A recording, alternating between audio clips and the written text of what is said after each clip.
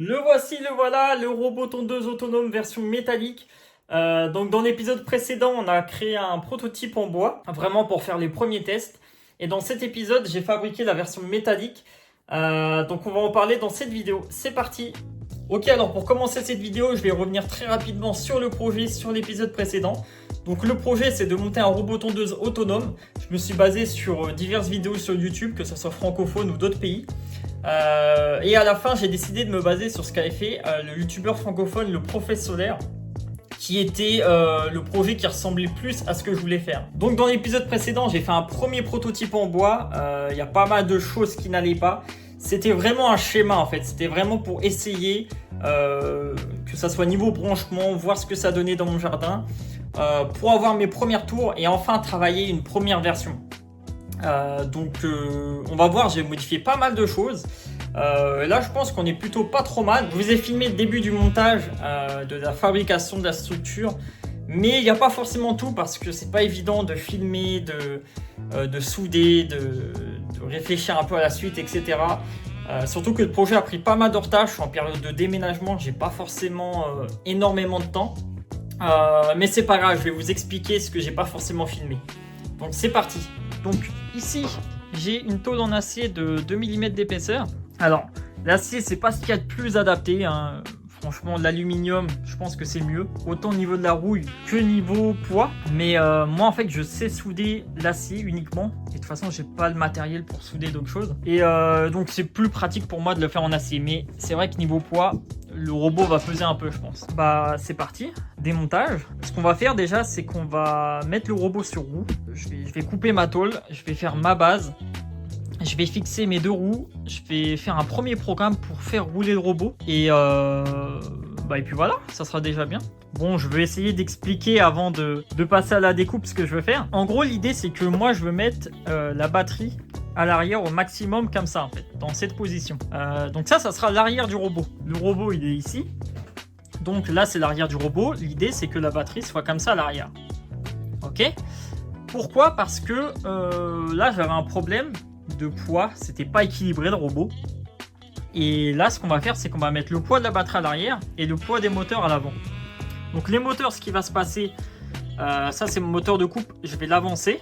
L'idée c'est qu'elle soit au plus proche de la base. Et mes moteurs de roue, je vais les reculer un peu parce que je veux pas que la roue dépasse.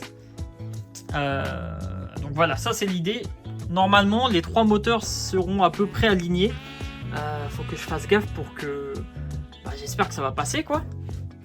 Et normalement oui, parce que là on a l'épaisseur du bois. Et en largeur j'avais 30 cm. Là normalement j'ai pareil. Donc je devrais pas avoir de problème, mais il faut que je mesure quand même. Donc on aura le poids des moteurs, le poids de la batterie. Et le reste, bon c'est des petites cartes électroniques, c'est pas très lourd. Donc franchement on sera pas trop mal niveau équilibre du robot. Pour le pare-choc, je sais pas encore. Je pense que je vais essayer d'abord de faire une version sans pare-choc. J'ai recommandé des capteurs là. Et si je vois que ça va pas, je remettrai le pare-choc. Mais je veux vraiment essayer de faire sans. Alors j'ai tracé mon trait, on va passer à la découpe.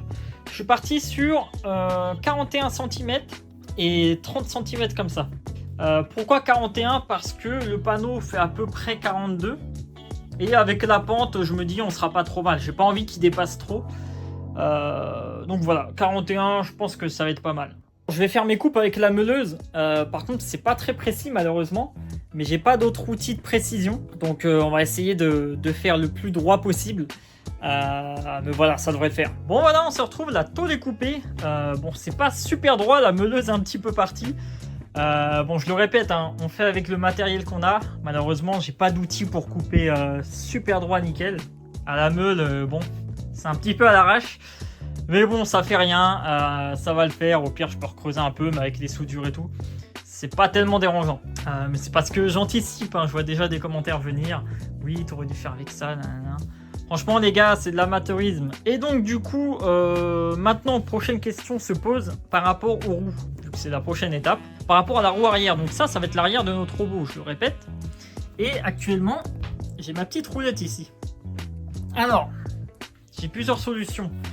soit j'essaye de tarauder directement la tôle, 2 mm d'épaisseur. Je sais pas si je vais réussir à créer un filetage suffisant pour mes vis. Et il faut que je fasse gaffe aussi qu'elle dépasse pas. Donc ça me paraît un petit peu juste. Sinon j'ai ce genre de petites pattes que j'avais récupéré à un travail quand je travaillais en soudure justement. Et j'ai jeté ces pattes là et j'en avais récupéré plein. Il y a un filetage dedans. Ça doit faire du 3 mm d'épaisseur, hein, je pense, à peu près. On va pas trop voir, mais je pense qu'elles font à peu près 3-4 mm d'épaisseur. Et je pense que ça peut être une solution. Je peux mettre... ouais, je sais pas, je vais voir ça. Alors voilà, j'ai fixé la roue arrière. Ce que j'ai fait, c'est que j'ai utilisé mes petites pattes métalliques filetées. Ça va être beaucoup mieux comme ça. Là, je vais souder toutes les pattes. Ensuite, je vais meuler à ras là, le filetage qui dépasse pour que ça soit bien plat quand c'est vissé à fond. Ce qui va me rester à faire, c'est que je vais devoir souder une patte ici, je pense, même si elle ne sert pas, pour que la batterie soit bien plaquée, bien plat, et pas qu'il y ait du jeu comme ça. Donc voilà, déjà je commence par souder ça et on se retrouve après. Bah écoutez, notre petite roue, nickel, c'est soudé, j'ai meulé pour que ça soit bien plat. Et comme ça la batterie va se positionner là. Bon bah écoutez, c'est la pause 4 heures, petit café, petit pain au chocolat. Robot, il avance, comme je vous ai montré à l'arrière, la roue est fixée. Ce que je vous ai pas montré, c'est qu'elle est au maximum à l'arrière. Vraiment, on est à ras ici, on peut pas être plus loin. Donc c'est pas mal. Moi, mon idée, c'est que la roue soit au max à l'arrière et les roues avant au max à l'avant. Ensuite, pour le moteur de coupe, à voir, mais je pense que là, ça va pas couler. Ça va être trop juste par rapport à l'autre moteur. Mais c'est pas grave. Au pire, on le reculera un petit peu et on sera pas à ras et on dépassera de peut-être 5 cm. Je sais pas encore. Peut-être que ça va le faire. Sinon, il aurait fallu une tôle de 35 de largeur. Là, on est sur 30 de largeur. On verra. J'avance et puis je vous montre la suite. Bon, du coup, je viens de m'apercevoir d'un problème dans le plan de montage que j'ai prévu. Je vais vous montrer ça. Je vous avais dit que je voulais mettre la batterie au maximum au fond. Sauf que, si je la mets au maximum au fond, imaginons qu'on a ma tôle. Sur l'ancienne version, l'arrière, on avait nos boutons derrière. Sauf que nos boutons, ils dépassent. Alors, d'où la problématique. Je peux toujours me dire, au pire, tes boutons, tu les mets là, t'as de la place. Mais oui, déjà, ça peut être une solution. Après, à voir par rapport aux tailles, bien sûr. Mais non, parce que moi, j'ai prévu de mettre un écran là que j'ai commandé. Et en fait, il va forcément dépasser. Et là, je peux pas le mettre. On a facile 4-5 cm. Donc, je pense qu'on peut les récupérer. Je vais avancer la batterie au maximum par ici.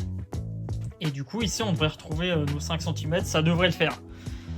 Mais on est vraiment pile poil, quoi.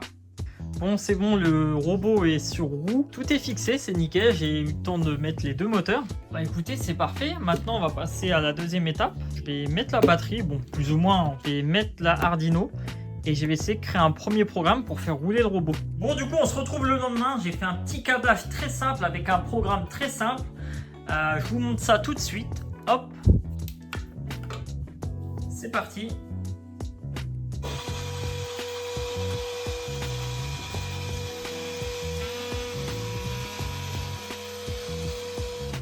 Bon, à partir de là, faute de temps, je me suis vraiment focus sur le montage de la caisse métallique. Donc j'ai fait toute la soudure.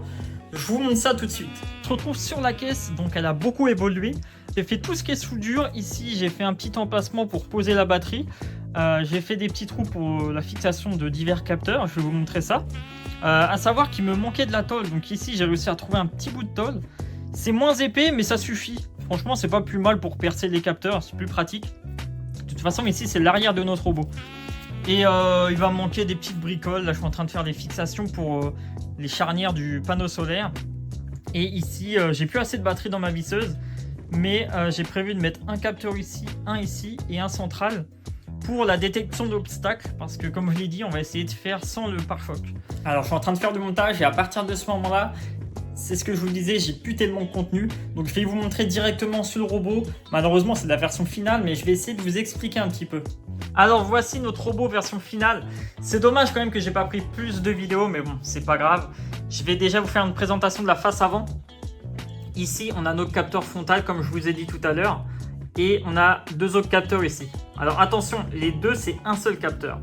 C'est des capteurs ultrasons. La différence entre les deux, c'est que celui-ci, il peut détecter un obstacle à partir de 20 cm, je crois, si je dis pas de bêtises. J'ai pas les chiffres en tête. Et il y a un angle de 15 degrés. Alors que ces capteurs-là, donc il y en a un qui émet, un qui reçoit le signal, ils peuvent détecter à une distance de 1 ou 2 cm, je ne sais plus exactement, et ont un angle de 45 degrés. Donc ils sont plus pratiques en fait pour détecter plus de choses en fait aux extrémités des roues que le capteur central. Sur le dessus, j'ai fixé des charnières. Bon, c'est pas forcément ce qu'il y a de plus esthétique, mais bon, ça marche. Donc le robot est plat par rapport à la version précédente. Et on retrouve ici également des capteurs ultrasons. Donc actuellement, je les ai scotchés simplement parce que je compte démonter le robot et le peindre. Parce que là, il est en ferraille brute, il va rouiller, mais pour l'instant, on est vraiment encore sur des tests. Alors, j'ai pas envie de peindre le robot tout de suite. Je pense que ça sera dans quelques mois. On passe à l'arrière du robot. Alors déjà, pour commencer, par rapport au prototype, j'ai ajouté un petit afficheur de batterie. Je trouve que déjà, il est vraiment design. Et c'est toujours sympa en fait d'avoir un état de la batterie parce qu'on n'avait aucune indication. Ici, on a un petit bouton sous forme de soleil pour activer ou non le panneau solaire. Ici, c'est pour mettre le jus sur la batterie et alimenter tous les composants. Et ici, on a un interrupteur on-off qui sert vraiment à alimenter l'Arduino. Uniquement à ça. Et ici, on a un bouton d'arrêt d'urgence. On passe à l'intérieur de notre robot. J'ai mis la batterie au maximum au fond. J'ai mis le petit espace dont je vous ai parlé. C'est nickel, hein, il fallait pas moins par rapport ici, on le voit, au coupe-circuit, par rapport aux divers boutons, etc. qu'on va mettre devant. Franchement, il fallait pas moins. Et ici, j'ai bien réussi à aligner mes deux moteurs et mon moteur de tonte. Pareil, hein, il fallait vraiment pas moins parce qu'on est vraiment limite, mais ça le fait. Ici, j'ai passé mon contrôleur de charge, les contrôleurs de mes moteurs. Et ici, sur chaque côté, tout ce qui est petite carte électronique, ma Arduino. J'ai préféré pour l'instant fixer tout ça sur du bois. Pourquoi ? Parce que j'ai pas envie de faire quelque chose de trop définitif si jamais je veux évoluer le robot. Et je voulais faire attention au contact en fait avec le métal. Donc je me suis dit pour l'instant, je me prends pas la tête. Je fixe sur du bois. Ça peut même rester définitif, hein, on sait pas, on va voir. Mais pour l'instant, c'est pas forcément un problème. Donc voilà pour l'intérieur. J'ai fait mes premiers tests il y a 2-3 jours. Malheureusement, vraiment, j'ai pas de chance entre le prototype et cette version 1. J'ai tout le temps une mauvaise météo.